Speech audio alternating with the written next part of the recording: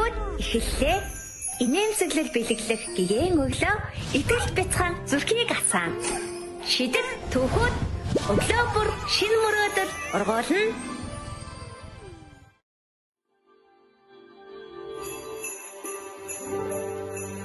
NPO.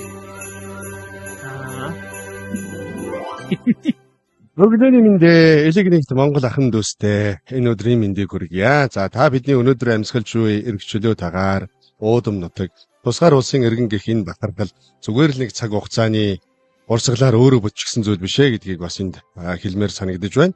Тэгээ энэ бол хэдэн үеэрээ цусаан урсгаж ухаанаа уралдуулж авч үлдсэн хамгийн үнэтэй билээ.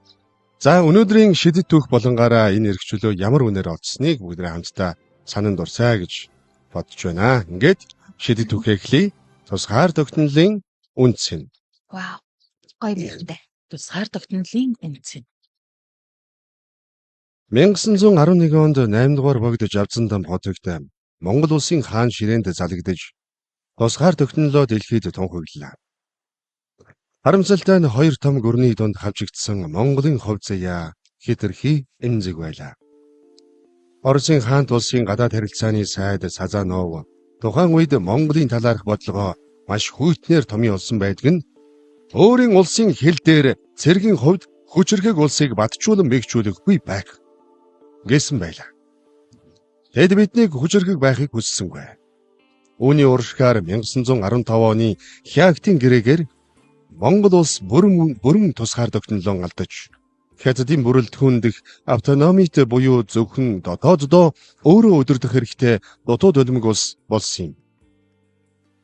Улмаар 1919 онд Хятадын цэргийн эрхтэн Сүү Шүжан өргөг эзэлж тэрхүү өөртөө засгаар хийгч устгасан юм. Мэлмийн хараагүй болсон Богд хаан өвлийн хүйтэн ордондоо нулимстай суугатаач Монголын тусгаар тогтнолын төлөөх нууц загтлуудыг тамгалж залуу хувьсгалчдыг Орос улсаас тусламж авахар мордоход нь адислан өдөж байсан юм. Монголчууд хизээж бууж өгөөгүй. Богд хааны гэрээс залуу хувьсгалчдын зүрхэн дэх гал дүрж сэр байв. Энэхүү хүнд нөхцөлд Монголын хувьсгалчид Оросын удаан армийн дэмжлэгтэйгээр 1921 онд эх орноо харийн дарангуйлаас чөлөөлж тусгаар тогтнолоо дахин сэргэн зарлаа. Үүний дараа 1924 оны 11-р сарын 26-нд анхны үндсэн хуулиан баталж хаанд засгийг халан бүгд найрамдах улс болсноо дэлхийн газрын зураг дээр дахин хамгаалсан юм. Гэвч түүхийн шалгуур үгээр дуусаагүй. 1939 оны түрэмгийлэл Японы түрэмгийлэгчид алхын голоор дэвтрэн орж дайн өдөөсөн юм. Зөвлөлт холбоод улстай байгуулсан харилцан туслалцах протоколын дагуу Жанжин Жукуар өдөрдүүлсэн шибээр өвөр байгаль Уралын цэргийн тойргийн дивизүүд болон Монголын армийн хамтарсан хүч халуун ам залуу насаараа хан болон зогсож Японы цэргийг халахын гол бод зохин ялсан юм аа.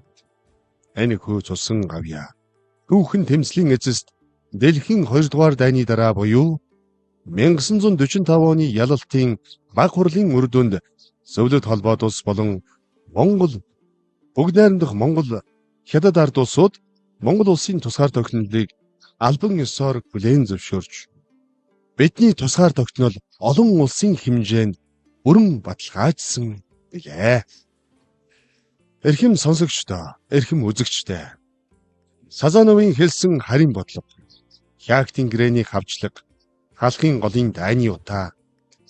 Энэ бүхнийг монголчууд ухаанаараа, цусаараа, эв нэгдлэрээ туулан гарсан юм. Богд хааны үлдээсэн өв бол хамгийн харанхуй үдич Монгол улс тусгаар байх ёстой гэсэн үндэсний үзлийн галыг манаж үлдсэн өдөрдөгчийн түүх юм. Тусгаар тогтнол бол бидэнд зүгээр ирсэн бэлэг бишээ. Хамгийн өндөр үнээр олдсон түүхэн өв билээ. Өнөөдөр та ганцхан хором тусгаар улсын иргэн байхын үнцнийг тунгаан бодоод нэг үзээрэй. Бид хүчрхэг эв нэгдэлтэй байж гэмээн энэ тусгаар тогтнол үүрд оршноо гэдгийг санаж явах тун. Энэхүү өглөөг бахархал дүрэн угтаарай гэж та бүхнийгээс уриалж байна.